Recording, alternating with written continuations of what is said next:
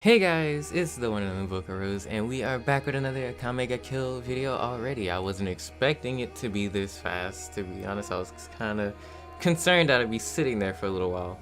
But since we're here, I want to also say thank you so much for how good the initial Akame Ga Kill video did.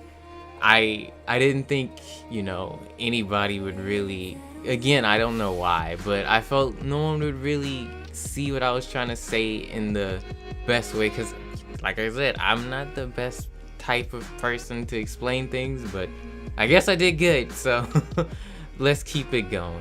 Like I said though, I wasn't expecting to do a video this early, especially this day right after, but I got a comment on the Akame Ga Kill video, and this is what it said. Too many unnecessary deaths in this anime. Mine died in quotation marks.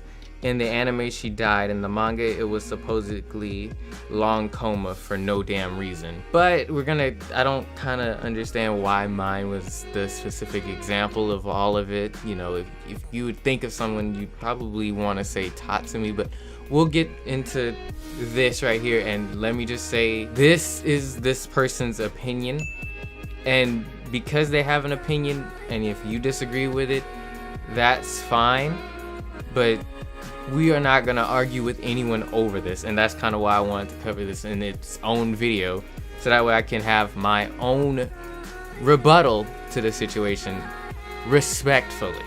That's how I want this community to be. I want everybody to be able to have their say, have their talk backs, like their debates, but it needs to all be organized peacefully and passively. We don't want any negative emotions. So without further ado, let's get into it.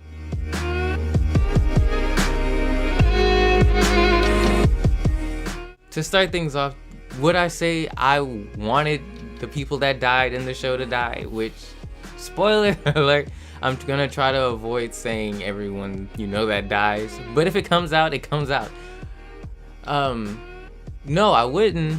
And had I chosen, I probably wouldn't want anybody to die, because throughout Akame Ga Kill you kind of get attached to those characters and you feel for them in their own individual things. But why I feel this was the right route to take was because if you kind of leave everybody alive, it gives you that sense of, oh, well, this is just gonna end happy. There's no negative outcomes, and it's not realistic. Because if you watch Dragon Ball, you see, oh, Tien died, well, we got the Dragon Balls. Krillin's dead, again, Dragon Balls, Goku's dead, and that's supposed to hit hard, because Goku should, to a monster, okay? But Goku dies, and the shock value is there, because, oh, someone killed Goku, but it's just like, okay, but Goku will come back. So, with Akame Ga Kill, there is no such thing as coming back, especially in the anime. With everyone dying, it's more of a realistic sense. It's kind of like, oh, yeah, this is not gonna end well. And if you think about it, who they were facing, there should be no way most of them survived. At the end, think about it. Akame shouldn't have survived, if we were talking in a realistic sense, but Akame did live. Tatsumi, mine, Chelsea, they died. They all died, and would I say it's unnecessary? I wouldn't say it's unnecessary, because it was a dark anime to begin with. And it's not supposed to make you feel like, oh, my favorite character is gonna make it to the end. From the beginning, I was concerned, like, okay, my favorite character may not, And one thing that really kind of made me feel this way, and this is just me, okay? Don't take this as something that needs to be something that makes you into realization. I noticed they had, like, the design of characters in most anime, they usually make like these grotesque or these other type of designs for characters that are going to die, or they try to avoid giving you much information on a character that's going to die. Meanwhile, in Akame Ga Kill, there's I forgot his friend I forgot how to say his name, Lease, and I think that was the guy, right? And then there was the girl too. You know about them, but you don't get to see them much. But first episode, they're gone. And, you know, another thing that really hit with me is because in anime, they don't really make good looking or decently looking characters and then kill them off.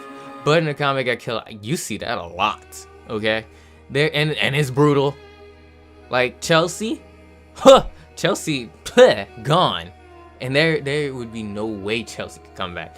And you say the same with everybody else, but Chelsea's death was brutal as hell. And with mine, you got to think about it like, well, look what she did it for, right? So it goes back again. They were kind of in a losing battle to begin with most of these fights. So their deaths were expected, if you think about it in a realistic sense. And saying, I don't know, giving that hope of friendship or hope of an enhanced power out of nowhere, that would have kind of dethroned what Akame Ga Kill was, which was a very, dark tale. It was a dark anime. So that's kind of what I'm trying to get at. These deaths weren't unnecessary, which if you don't want mine and Tatsumi to die, you can, always read the manga and just chill out with the manga. But it feels more realistic that they did die. It was, again, a battle that just seemed like a losing one from the beginning. So, like, yeah, there's the manga for those who don't really, especially, the one that said that with mine. If you felt that was unnecessary, you got the manga. Or, you can look at the realistic sense of it with the anime where, they do die. And that's just kind of how it would be in any situation, too. You don't expect to win every fight, and they all are prepared to die from the beginning. So kind of look into that like that. But that's kind of all I have for you today. Make sure to be ready for more Akame Ga Kill whenever I come up with more ideas. If you have any ideas for a Akame Ga Kill video of any type, let me know in the description. Or if you want to join the Discord and let me know, I have something set for ideas as well there. But until then, guys, see you all later.